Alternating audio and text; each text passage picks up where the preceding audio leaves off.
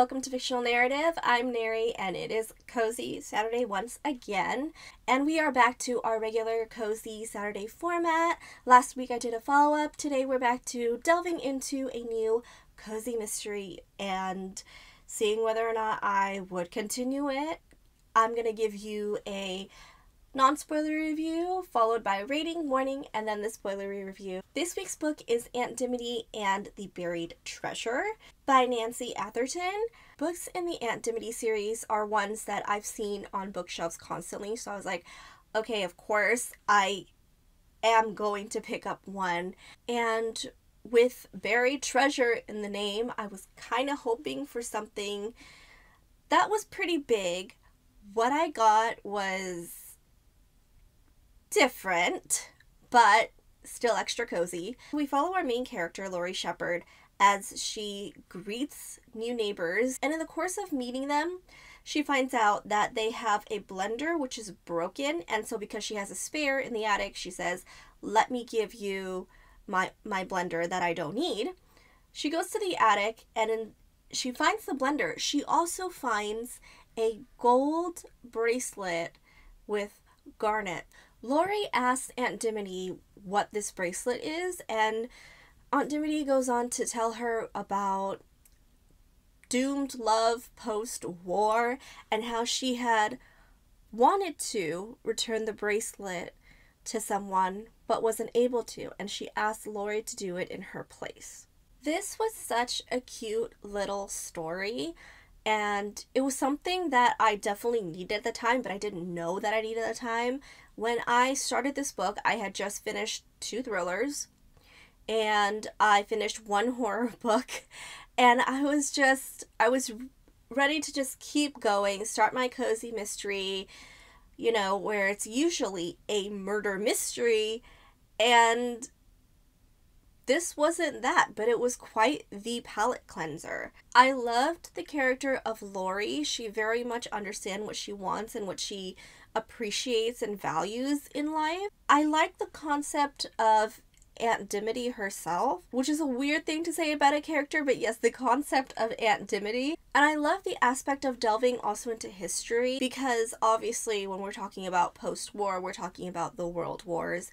And not only are we delving into that in terms of Aunt Dimity and finding this old friend, this old suitor of hers, where it didn't work out, but please return this very precious bracelet to either him or his next of kin, I suppose. But there's also a secondary plot in which because there's a new neighbor in the village, that everybody is getting to know them. And we find this like chapter 1 basically, but he has a hobby that involves a metal detector. And because of that, he talks about all of the things that he digs up because of his metal detector hobby and how he thinks that those are treasures.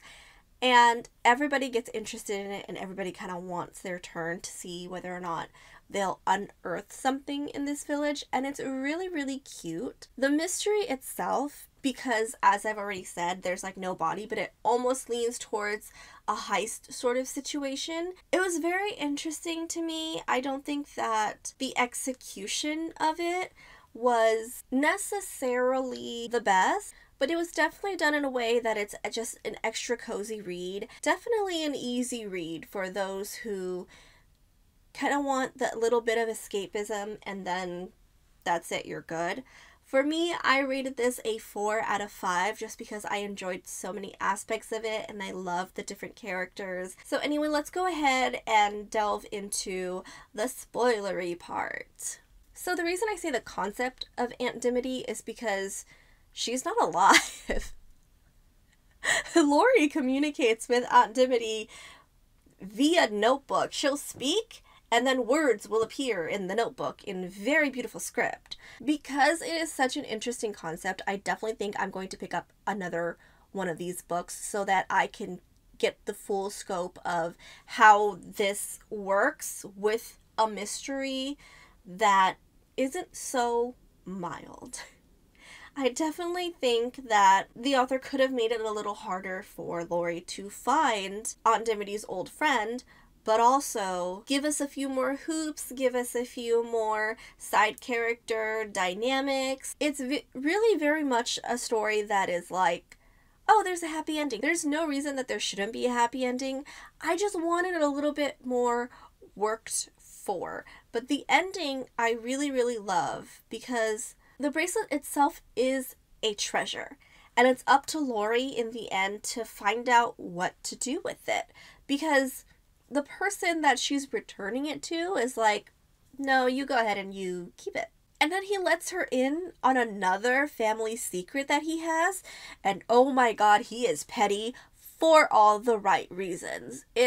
Okay, I understand why when a country is in war, there are other priorities. But I also understand why the friend was so petty towards people afterwards that he's like, I'm not even gonna deal with this family secret. I'm not gonna expose it. Lori, it's up to you. Whatever you want to do, I wash my hands of it. Usually I don't like a lot of war stories because, you know, it just gets so gut-wrenchingly sad.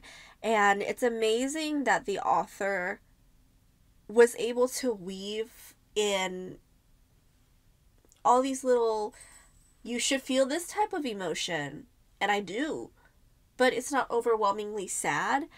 But maybe I'm just like an emotionally extreme person where I was like, the author could have done a little bit more. But again, that's why I think this is like the book that I needed in that moment, because coming off of 2 thrillers and a horror novel, I'm like, emotions are heightened. And then this book brought it way, way down, but amped up the cozy. And I was just like, it's a little jarring for me, but at the same time, it was nice.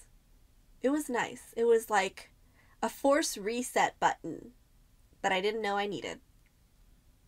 So I am definitely going to continue exploring this series because, again, I don't think I hit the right book for just what I'm used to in cozy mysteries. But given this is my first book in this series, even though it's the 21st book in the series, I'm also going to go in with the mindset of this author is probably going to do something different than the traditional cozy mystery.